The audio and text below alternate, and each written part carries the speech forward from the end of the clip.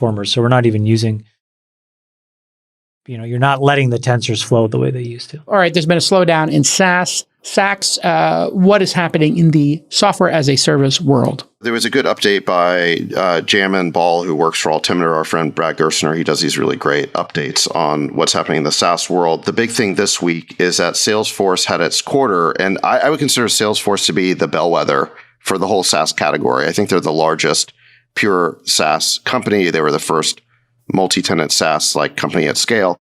And what they've shown is a huge slowdown. Basically, their net new ARR that they just added in the previous quarter dropped 2/3 compared to the previous quarter. But because their sales and marketing spend was the same as the previous quarter, it exploded their CAC payback, which means the amount of time it takes to pay back your customer acquisition costs for a given customer. So you see there 155 months it would take now to pay back the customer acquisition costs. That's over 10 years. That doesn't work. I mean, I think before this quarter, it was more like 2.5 years. That's something that you can afford. A company can't, if you're spending 10 years of, gross profit on a customer to acquire them, the business doesn't make sense. So now I'm not saying any of this to pick on Salesforce. It's an exceptionally run company, one of the absolute best. Mark Benioff, fantastic CEO, founder, great human being. But I think the point here is that what you're seeing is the whole SaaS industry is really slowing down here. In the first half of the year, you saw SaaS valuations correct. Now we're actually seeing SaaS top line correct.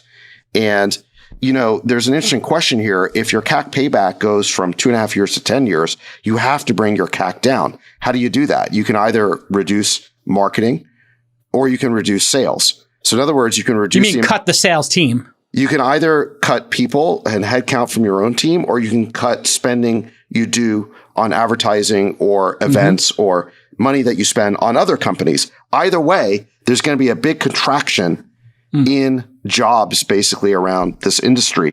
And I think that what that could do is cause a vicious cycle where we start seeing... I wouldn't say death spiral. I think this vicious cycle for the next year or so where seat contraction becomes the norm instead of seat expansion. So if you go back over the last 10 years, a major tailwind at the backs of SaaS startups has been that every year you start with 120%, 130, 150% of last year's revenue just from your existing customers. Why? Because they were hiring more and more people and they needed to buy more and more seats. But now headcount growth is frozen. And in fact, companies are doing major layoffs. So the baseline for next year could be seat contraction. So instead of starting with 120% of last year's revenue, you might start with 80 or 90% because there's going to be so much churn. So I think that, SaaS companies need to take this into account. This idea that growth is on autopilot, that could start to go in reverse. I don't think permanently, but I think for the next year or so. This is why I tweeted, 2x is the new 3x. If you can grow 2x year over year in this environment, that is as good as or better than growing 3x last year. Oh, frankly, it's better. Clearly it's better. Yeah. A lot of companies that weren't that great could grow 3x last year because times were so frothy, everyone was buying everything. But now it is going to be really hard to even double year over year. Companies need to take that into account into their financial planning. You need to restrain your burn because a lot of the revenue that you predict is going to be there may not be there. All right. Thanks so much to the Secretary of SaaS. I think you got a board meeting. I do. I got to run. One of the interesting things I saw in terms of use cases is somebody used the chat GPT to describe rooms. Then they took the descriptions of those rooms and then they put them into DALL-E or Stable Diffusion, one of those, and it created the visual. I'm curious if you think, the self-driving APIs and machine learning that's going on, then you got images, then you got chat, maybe you have proteins going on with the AlphaFold stuff. When these things start talking to each other, is that going to be the emergent behavior that we see of general AI, and that's how we'll interpret it in our world, is these 100 different vertical AIs hitting some level of reasonableness, to Chamath's point, on data sets. And then all of a sudden, the self-driving AI is talking to the one that's looking at cancer and tumor diagnosis and the chat and the image ones, and maybe Stable Diffusion, the protein AI, and the one that's looking at cancer cells start talking to each other. Yeah, I'm not sure that's as likely as there's a lot of solutions that will emerge within verticals, and I think you can distinguish them. So I kind of gave this example a few months ago. If you remember, Kai's Power Tools was a plugin for Adobe Photoshop. Yes. It came out in 1993, I believe. Of course. And Kai's Power Tools completely transformed the potential of Adobe Photoshop. Because Photoshop had all the basic brushing and editing capabilities within it. Kai's Power Tools was statistical models that basically took the matrix of the pixels and, created some evolution of them into some visual output, like a blur. And so you could motion blur something, and you could change the parameters. And now your photo looked like it was going through a motion blur. Ultimately, Photoshop bought and implemented those tools. But those were similar. They were statistical models that made some representation of the input, which was the image, and then created an output, which was an adjusted image. I would argue that is very similar, although the models behind it are very different in terms of the contextual application of statistical models in software. And you could see stuff like, for example, a chatbot that replaces, help me figure out whether my credit card charges are correct or not, instead of having a customer service agent, an offshore customer service agent helping you resolve that, or help me return my item. Or there are very specific kind of verticalized applications that can plug in that ultimately replace what was manual and human driven before. Because humans used to manually make the motion blur in Photoshop, and then it was automated with these software packages. And I think you can kind of think about it in that same way, that these are known knowns. They don't require necessarily human physical labor or some, human responsiveness, that if 95% of the work can be handled, it will get handled by some verticalized solution. So I think the physical labor versus the non-physical labor is one way to think about the distinction, meaning is there some change in the physical world? Driving is absolutely a change in the physical world. You have to move physically through space. So that one is a very distinct class. All the stuff that's like communication, imagery, static imagery, audio, and then video, there's some stacking that happens there. And some of those will be kind of siloed, and then some of them will merge, and you'll have these kind of unique kind of combo models. And so, look, as they start to work together, I think we'll see them, completely rewrite some of these verticals, like movie production or music production, right, or advertising, or we're seeing it now with video and creative arts, with some of the visual stuff on OpenAI. And to be honest, a lot of journalism, a lot of creative arts have become the wisdom of the crowds over the last 2 decades, where artists were looking at the collective works of the internet, interpreting it, and then coming up with content, which is kind of what these AIs are doing. And then who legally owns the collective content is going to be a big question. Chamath, you talked about data sets, and Microsoft is being sued right now, and GitHub, because they used open source to create tools in AI to help augment programmers. Like while they're programming and writing code, it gives them suggestions. And now the open source community is suing them for using their data set. So what do you think about the legality of data sets, Chamath? And should they get some kind of protection? If you make a GPT-3 based on Quora or based on Wikipedia, should you have to get approval to use that data? I think it's the exact opposite. Yeah. It's the exact opposite. They say that this is actually your work. And I think that that's the right legal framework. But the answer to your other question is, this is why I think the hunt for proprietary data actually becomes the hunt that matters. All of this other stuff, I think, is a lot less important, because I think you have to assume that all of these models will eventually just get commoditized. So there'll be a, like you see like Jasper AI, and you see a bunch of these generative AI companies. It's really interesting.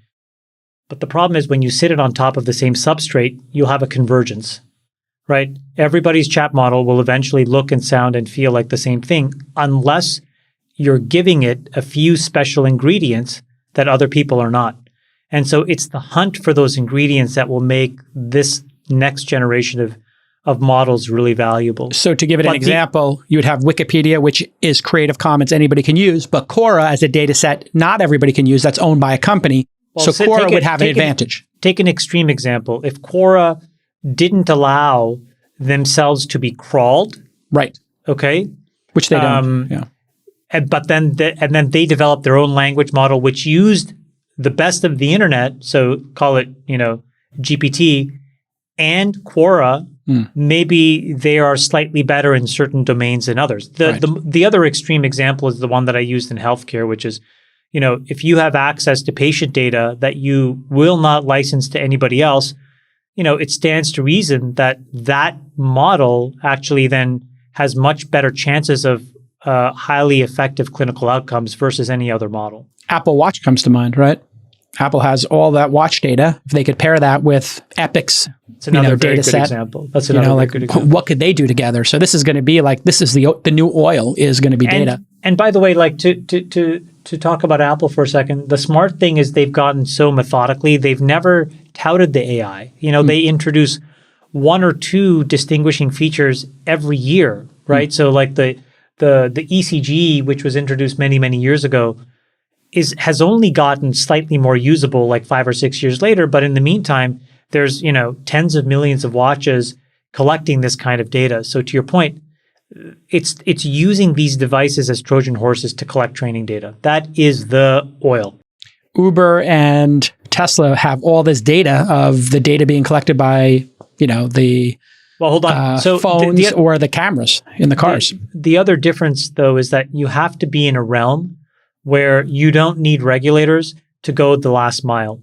So the problem with ADAS, I think, or level 5 autonomy, is that eventually you get to a point where even if the model becomes quote unquote perfect, you still need regulatory approval. And what I'm saying is I think you have to focus on areas of the economy that are not subject to that or where the regulatory pathway is already defined. So for example, if you use that healthcare example, let's say that you had the largest corpus of breast cancer image data and you could actually build an AI that was a much better classifier for tumors versus other things.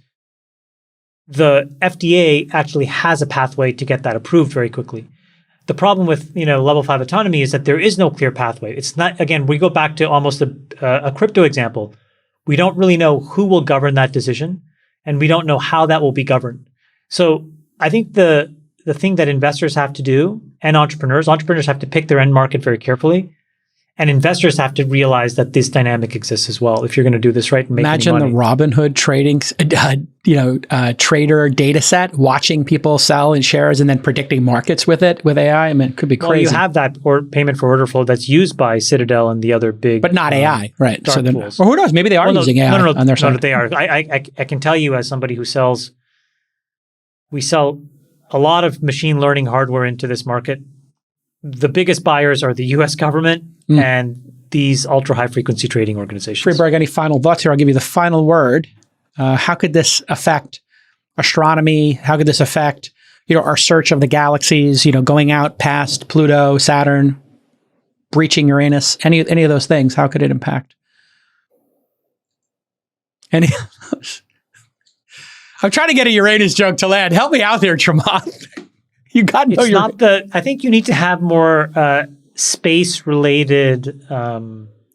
Workshop this one with me. Or gut biome related. Gut biome. Yeah. So how would this affect SuperGut? Use the promo code TWIST. You have to trick Friedberg into thinking we're asking a serious question. Get him down the science path, and then rug pull him. Now that's the right use of rug pull. Rug pull. Exactly. That's okay, let's do it. Here we go. Let's workshop. That's the rug pull. So tell us, when you're doing like SuperGut, use promo code TWIST to get 25% off.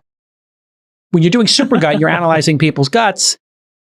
How would you then have machine learning and this, API, this chat API and GPT-3? How could that help with processing all of that, especially when it passes through Uranus? Friedberg. You okay over there, Friedberg? You are hungover. I'm hungover, but I also had like a 7 a.m. board meeting, so I'm also just a little beat up. Were you grumpy on the board meeting? Did you get a little cantankerous with your? Fine, no, you were fine. You kept the rage in control. I think I had my caffeine fuel, and then I kind of cranked down afterwards. All right, everybody. We will see you next time for the Secretary of SaaS, the Dictator, and the Sultan of Hungover.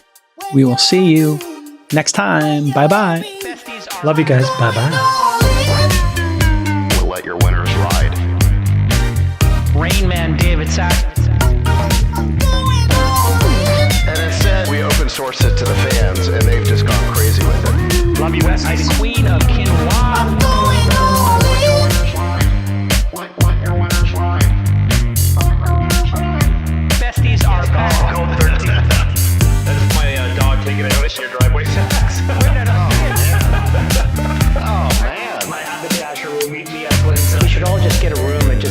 one big huge orgy because they're all just useless. It's like this sexual tension that they just need to release somehow. Wet your beak. Wet your beak. Your beak. We need to get merch. Besties are back. I'm going all in.